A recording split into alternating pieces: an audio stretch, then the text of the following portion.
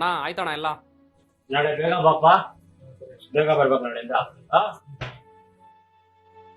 ಅಮ್ಮ ಅಮ್ಮ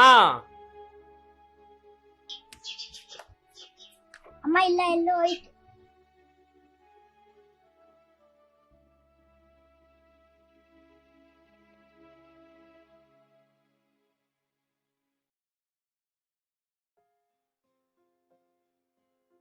₹700